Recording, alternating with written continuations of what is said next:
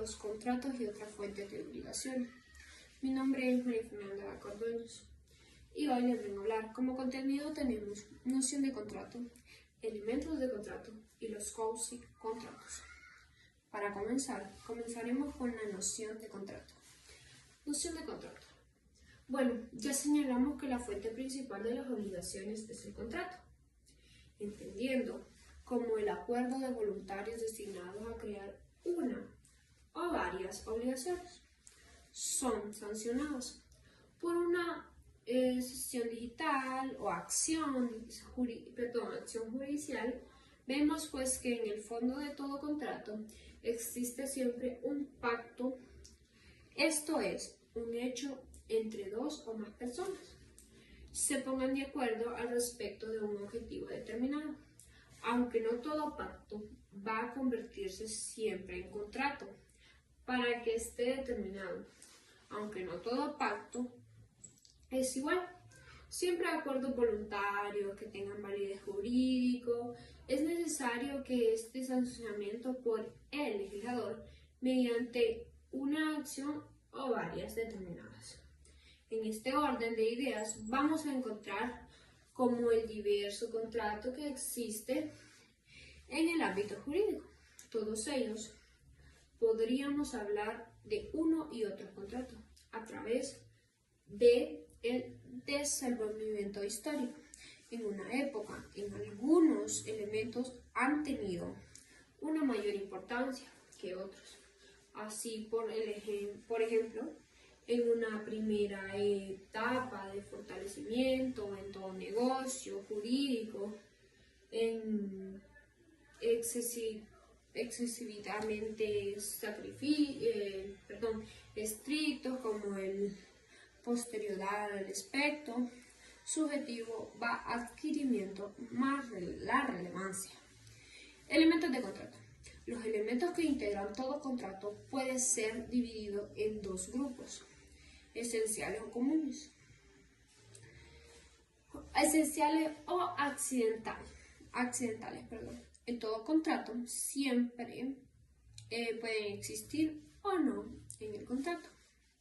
Los elementos esenciales del contrato son sujeto, consentimiento, objetivo, causa y forma. Elementos accidentales del contrato son condición, tiempo, modo o cargo. Empezaremos con el primero, que es el sujeto. En el derecho romano, el sujeto del negocio jurídico normalmente coinciden en los sujetos de las obligaciones.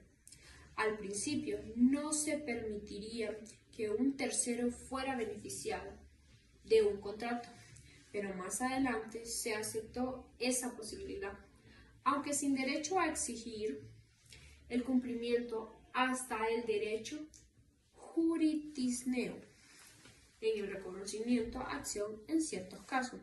También existe la representación jurídica.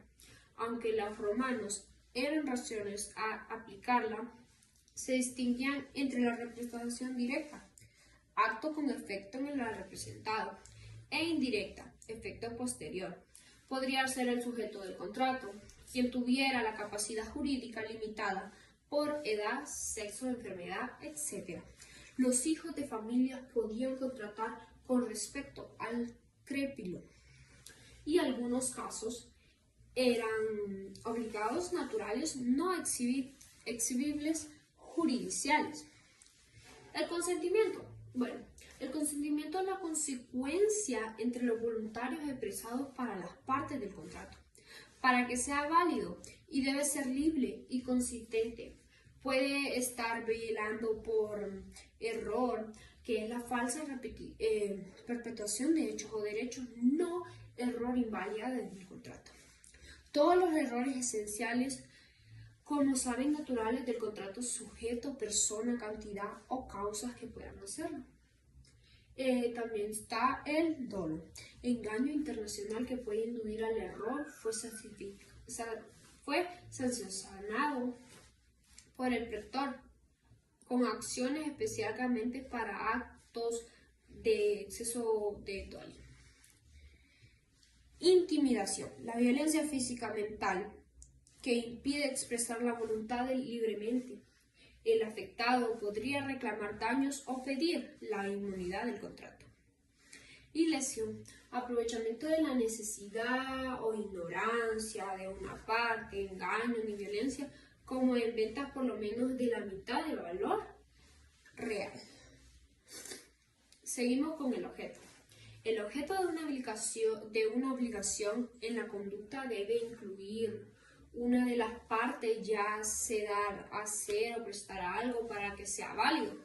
Debe cumplir con 4 requisitos. Lícito, no puede estar prohibido por la ley. Posible, debe ser realizable físicamente, jurídicamente, ya sea de forma abstracta o concreta en el momento de celebrar el contrato. Apreciable, en dinero, debe poder valorarse económicamente para compensarlo sin perecer. Determinado, debe estar claramente definido o ser determinado si inició el contrato o posteriormente. Seguimos con la causa. La causa es la motivación legal y la válida que lleva a una persona a celebrar un negocio jurídico, aunque un contrato parezca legal. Puede ocultar un propietario contrario a la ley, que se puede como fraude a la ley, que es la fraude legis. También puede ser simulación en el contrato, declarado e inconsistente en verdadera intención de las partes, en estos casos distintos entre negocios simulados y negocios disimulados. Solo es el negocio disimulado tiene afectos entre las partes, mientras que en los terceros solo se ven y se rigen por el contrato simulado. Y tenemos el otro que es forma.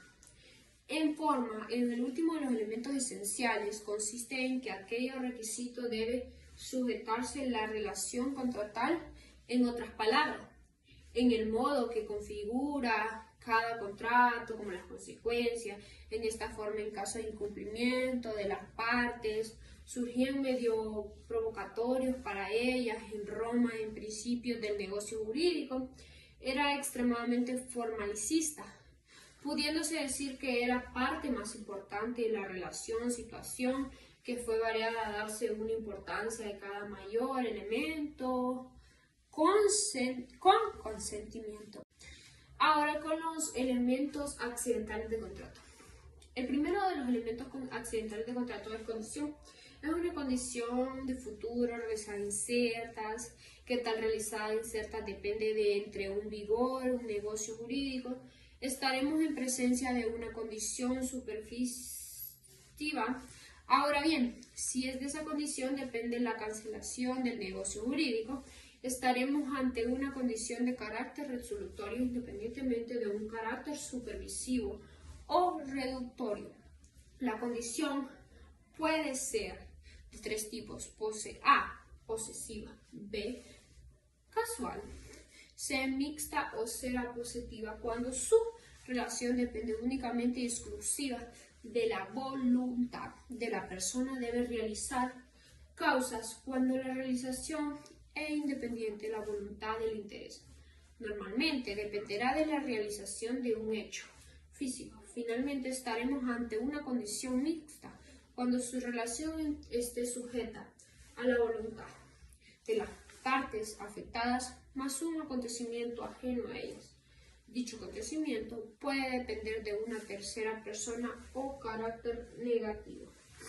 Las primeras dependen de la relación acontecimiento futuro o incierto al un segundo. El no realiza de ese acto futuro es incierto. El segundo que tenemos es el término. Un acontecimiento futuro de realización cierta de la cual dependen de la entrada de vigor o la cancelación en el afecto del negocio jurídico. En el primer caso, el término es sucesivo en el negocio, tiene afectos a partir de esa determinada fecha. Ex día. En el segundo estaremos ante un término revolucionario. El negocio tendrá afectos hasta esa determinada fecha. In die. Modo o carga, que este es el último. en la gravemente impulsa a una persona un acto, libertad, en una donación, un legado, una manipulación, el beneficio de la libertad deberá realizar cierta presentación a favor del viector o de un tercero. Un ejemplo puede ser la obligación impuesta al donatorio de construir un monumento en honor al donante. El principio del cumplimiento del modo solo dependerá de una buena fe del beneficiario y no solo sino hasta un derecho justiano y en el que decretaron diversas acciones, no para exigir un cumplimiento. Este elemento no aparece en todos los negocios jurídicos, sino solo en el acto de libertad y las mencionados. Los quasi contratos. Este es otro tema. Los quasi contratos, que es el tercer elemento que vamos a tratar hoy, los quasi contratos es una fuente principal de obligaciones. Tenemos también la cual los quasi contratos, ya que los derechos romanos consideran que aquella obligación que promovían principalmente un contrato, pero que tampoco derivaban un delito, podrían prevenir de una figura al fin contratos y decidían originalmente un ex contrato 21, algunos 21. Del caso más conocido de quasi contratos son las gestiones de negocios, el enriquecimiento ilegítimo y el caso previsto en la Lex Rodians de Iactus. La gestión de negocios es el acto administrativo del desinterés ajeno, realizado sin encargo de su titular. Constituida la gestión de negocios, era necesario que el gestor abordara por propia iniciativa, que supiera que el negocio gestionado era ajeno y que realizara la gestión del interés del patrimonio de titulares, ya fuera para el beneficiario o para evitar un prejuicio. Si el dueño del negocio ratificaba posteriormente que el gestor era hecho, la gestión se convertiría en un mandato. Los deberes del gestor eran, en primer lugar, ejecutar el negocio hasta su determinación, y el segundo rendimiento cuenta con gestiones, entregar lo mismo que hubieras obtenido como resultado de ella. A su vez, el dueño del negocio debía resgatar el gestor hubiera afectado para reclamar el cumplimiento de los mencionados. Como segundo, tenemos el enriquecimiento ilegítimo. El enriquecimiento ilegítimo se daba cuando una persona obtenía una ganancia a costa de otras, sin que se diera una causa judicial. Quiere decir que cuando dicha ganancia proveniría de una relación jurídica injustificada, el derecho clásico otorga diversas acciones para que el perjudiciado lograra indemnización por el perjuicio sufrido. En las principales acciones eran las siguientes. La primera era condición indictible, que esta acción era la que se conseguía a las personas que habían integrado a algo de otra forma pensando que lo debían, pago a lo indebido. En este caso, por ejemplo, de que pagara cuando la obligación ya se hubiera cumplido, como hubiera pagado en su nombre sin su consentimiento. Segunda, la condición trupa causaban fue una acción de exigir la devolución de algún valor, entregaban a vista, alguna causa deshonrosa de quien lo recibió, por ejemplo, un actor habla entregado alguna demanda en el fin de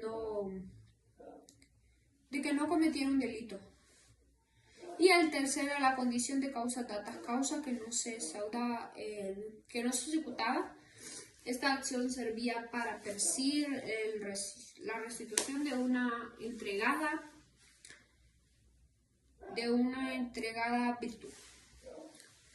Como número 3, la Lex Roy de la Esta ley regulaba el comercio marítimo y disponía que la perdida ocasión por la exhaustion de la mercancía fuera soportada profundamente por todos los interesados. El amador y los dueños de los mercadeos salvaban de vida e indemnizar a los propietarios de la mercadería. El capitán había ordenado arrojar como consideradamente, que el origen estaba obligado era un coxicontrato. Esto ha sido toda mi exposición. Espero les haya gustado y también les comparto las diapositivas que realicé con resúmenes sobre el contenido que nos entregaron para que puedan ver de dónde salió mi exposición. Muchas gracias y espero pasen un feliz día.